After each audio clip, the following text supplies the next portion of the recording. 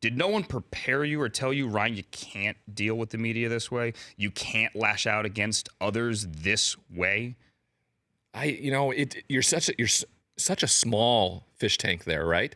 I mean, it was one beat reporter, really, until we beat Washington to go to the Rose Bowl and Sports Illustrated showed up. And then there was a joke that was written in the article. What was the difference between God and Ryan Leaf? And the punchline is that God doesn't think he's Ryan Leaf. That's how and at the time I probably thought that, right? And that's sickening to think that way. But that was when the first thing started to kind of come out that I had a huge chip on my shoulder, that I thought I was much more important than anybody else because of what I did. It just didn't get recognized there because it was in such a small market.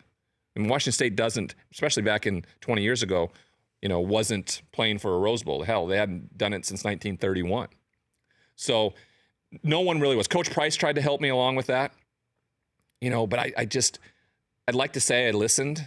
When I turned pro and Lee Steinberg signed me as an agent, he introduced me to all his clients, Troy Aikman, Steve Young, Drew Bledsoe, all these guys. Ryan, here are their numbers. Reach out to them. Ask them questions. My first game was against Steve Young and the San Francisco 49ers, and we beat them. And I remember talking to him after the game, still not feeling like their peer, right? I still in awe that this was Steve Young. And I could not show any weakness to him, like, hey, I'm really struggling with this. How did you deal with this?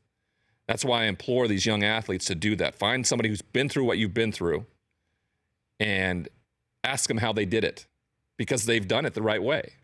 And that's a big part of what I do now. I travel a lot to college campuses, talk to University of Alabama, Georgia, things like that. And I tell the guys, just because you're a great athlete doesn't make you a good person. Let's build that foundation first, and usually great things happen from there. And that's kind of where I've taken it from my experience. You used the B word earlier. Yeah. You said bust. How long did it take you to be able to say that?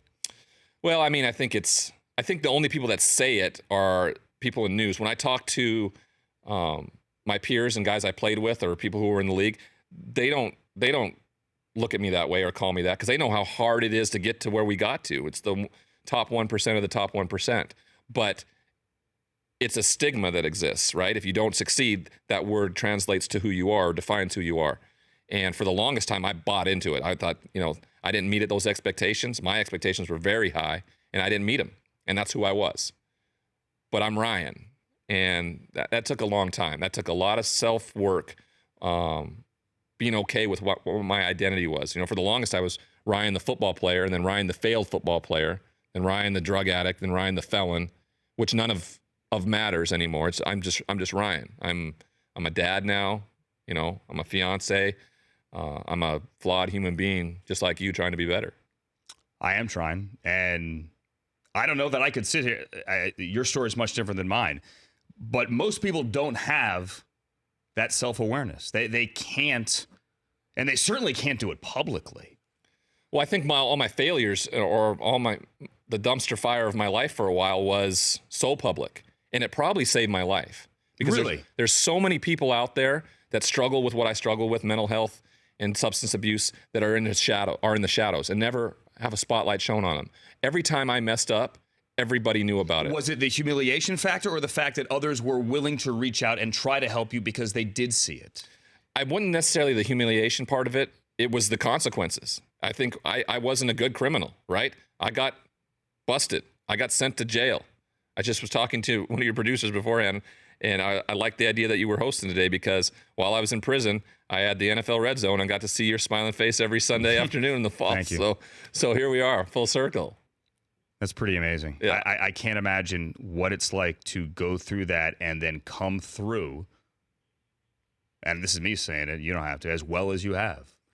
Well, it's not.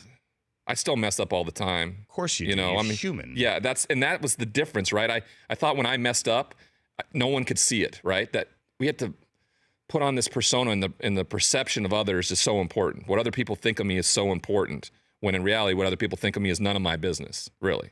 The people who I've asked to hold me accountable, that's who I care about, what they think of me. Because a lot of times I'll still mess up. And those people who hold me accountable, they'll show me that mirror, because they'll go, Ryan, that's old behavior.